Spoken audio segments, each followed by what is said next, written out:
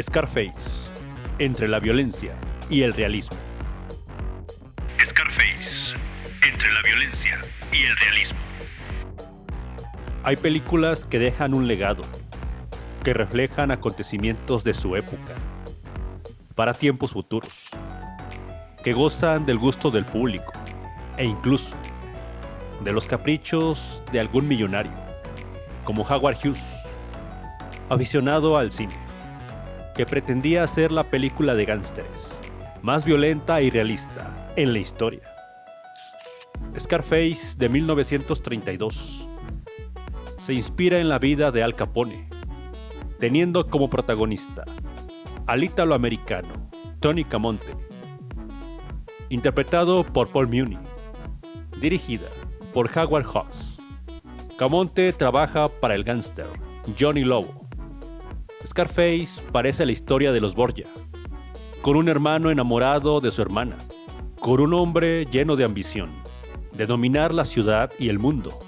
Violencia y brutalidad, las características del protagonista, superando filmes previos, tales como Hampa Dorada, de 1931, y El enemigo público, también de 1931. Howard Hawks muestra un personaje sobreactuado, un Tony inmaduro e inestable.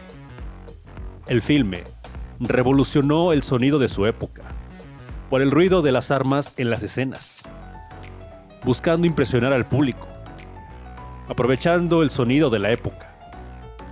Camonte parece un niño, con juguete nuevo. Scarface fue un parteaguas en el cine de gángsteres, por las voces amenazadoras de los protagonistas, los acentos italoamericanos, el sonido de las pistolas, el realismo de las secuencias, el traveling en el inicio, con la cámara siendo un personaje más, en la conversación en el restaurante, siguiendo a un gángster, hasta matarlo, el desequilibrio mental del protagonista. Estos y más elementos serán retomados por otros directores más adelante. El realismo y la violencia del filme fue motivo de censura, siendo prohibida en varios lugares. Hawks tuvo que acatar el código Hays, las restricciones que se le puso, como eliminar al amigo de Tony, que era un fiscal de distrito, el papel de la madre, buscando cambiar a Tony en su forma de vida, evitar mostrar a Camonte como alguien exitoso, eliminando una escena viajando en el yate, la leyenda al inicio del filme, invitando al público a no seguir el camino del crimen, Tony siendo cobarde ante la policía, la imposición más importante en la censura hacia la película, el condenar los actos por parte de la justicia, no le quitó la grandeza a Scarface de 1932, convirtiendo a la película en evasora a la censura, de la idealización de Hollywood. La ironía en la vida real será que ningún gángster fue condenado por sus crímenes. Al Capone pisó la cárcel por evasión de impuestos, por ejemplo. En 1983 saldría una versión de Scarface, dirigida por Brian De Palma, siendo distinta a la original, de 1932, compartiendo la trama secundaria, la obsesión del protagonista por su hermana. Tony dejaba de ser italoamericano para convertirse en un migrante cubano, Tony Montana, encarnado por Al Pacino. Los Ángeles representando a Miami como escenario. Florida no permitió la filmación. Oliver Stone realizando el guión cuando dejaba de ser adicto a la cocaína. El mundo de la droga, sin concesiones. La pobredumbre, la degeneración del ambiente criminal. Al igual que Camonte, Montana es llevado por la avaricia hacia la ruina. La adaptación deja la pistola por la ametralladora. Con Hawks, la violencia está fuera de campo. Con De Palma, es más explícita, más gráfica.